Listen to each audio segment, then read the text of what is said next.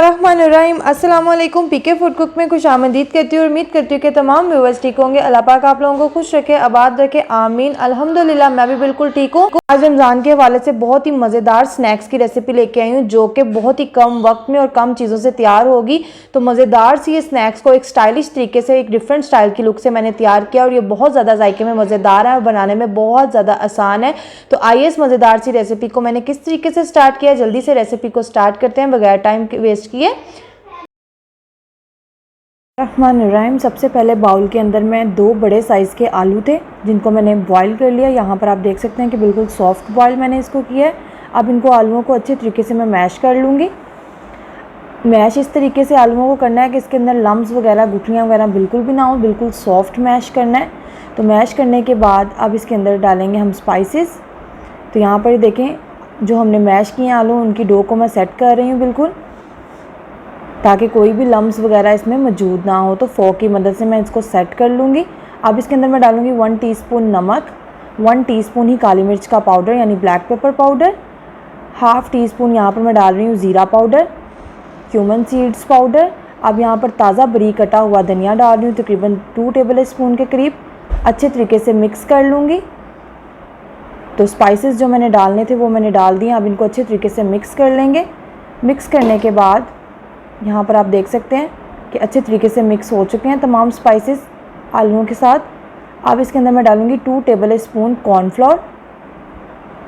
तो 2 table spoon cornflour डालने के बाद इसको अच्छे तरीके से मिक्स करना है कि जो इसकी एक हमने डो टाइप बना लेनी है। इतनी अच्छे तरीके से इनकी मिक्सिंग करनी है कॉर्नफ्लोर की और आलूओं की जो हमने स्टफिंग तैयार किया है, इतनी ज़बरदस्त इनकी मिक्सिंग करनी है कि तमाम चीज़ें जो हैं वो यकजान हो जाएँ। तो ये देखें यहाँ पर मैं हाथों की मदद से डो को गूँध लूँगी। तो ये एक डो की शक्ल इख्तियार कर गई है। अब यहाँ पर मैं छोटे छोटे से बाउल बना लूँगी बिल्कुल नॉर्मल साइज़ में, ना इतने ज़्यादा छोटे बनाने ना इतने ज़्यादा बड़े बनाने हैं, बिल्कुल मीडियम साइज़ में यहाँ पर गोल राउंड की शेप में मैं बाउल तैयार कर लूँगी। तो ये देखें यहाँ पर बाउल से मैंने तैयार कर लिए हैं। इसी तरीके से मैं सारे बाउल तैयार करके आपको प्लेट में रख के दिखाती हूँ। तो यहाँ पर जी व्यूअर्स फाइनली तौर पर मैंने 11 बाउल्स को तैयार कर लिया है। अब इनकी कोडिंग के लिए यहाँ पर मैंने ब्रेड क्रम्स लिए हैं। जस्ट आपने ब्रेड को ब्लेंडर में डालकर इसका चूरा बना लेना है, तो ब्रेड क्रम्स जो है वो तैयार हो जाएंगे। तो यहाँ पर जी एक अंडा है, इसके अंदर मैंने थोड़ा सा दूध शामिल करके इसको फेंट लिया है। अब इनकी कोडिंग करते हैं। सबसे पहले बाउल को अंडे के अंदर डिप करेंगे। अंडा लगाने के बाद इसको ब्रेड क्रम्स लगाएंगे। तो ये देखें ब्रेड क्रम्स अच्छे तरीके से लगा देंगे। तो ब्रेड क्रम्स लगाने के बाद इसी तरीके से सारे बाउल्स जो हैं वो मैं रेडी करके आपको दिखाती हूँ। तो ये देखें व्यूवर्स इसी तरीके से मैंने सारे बाउल्स को कोडिंग कर लिया है, यहाँ पर आप देख सकते हैं। तो अब जी व्यूवर्स इनको खूबसूरत सी लुक देने के लिए हर घर में मौजूद होता है फ्रायर, जिसे हम चिप्स फ्राई करते हैं, पकोड़े वगैरह फ्राई करते हैं, इस तरह का चम्मच हर घर में मौजूद होता है। तो यहाँ पर इसके सेंटर में बिल्कुल एक बाउल को रखेंगे, हल्का सा प्रेस करेंगे तो इसको ये देखें जो शेप है वो कितनी खूबसूरत सी आ जाएगी। ये देखें इसी तरह से मैं दूसरा भी तैयार करूँगी। बिल्कुल सेंटर में रखना है, हल्का सा बिल्कुल प्रेस करना है, ज़्यादा ज़ोर से प्रेस नहीं करना। हल्का सा प्रेस करने के बाद इसको थोड़ा सा उल्टा करके हिलाएंगे तो ये खुद ही ब खुद इसके साथ से उतर जाएंगे। ये देखिए कितने ज़बरदस्त लुक में तैयार हो चुके हैं स्नैक्स।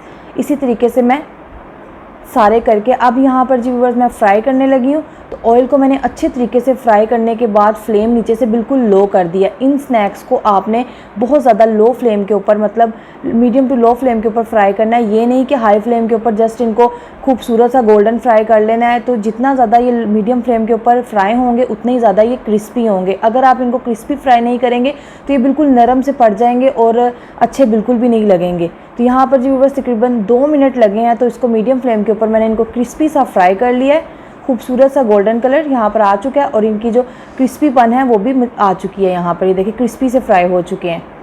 तो इसी तरीके से मैं जो बकाया के स्नैक्स हैं वो भी इसी तरीके से फ्राई कर लूँगी मीडियम फ्लेम के ऊपर।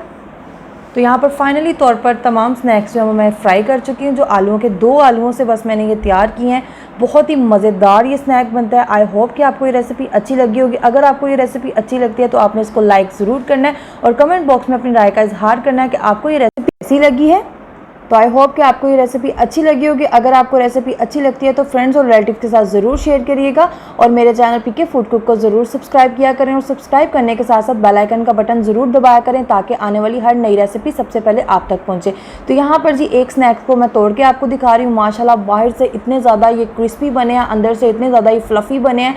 बहुत ही टेस्टी स्नैक्स तैयार हुए हैं, कम वक्त में सिर्फ 2 आलूओं से तैयार किए हैं। जब आपको कुछ समझ ना आता हो तो आप ये तैयार करें, आई होप कि आपको अच्छी लगेगी।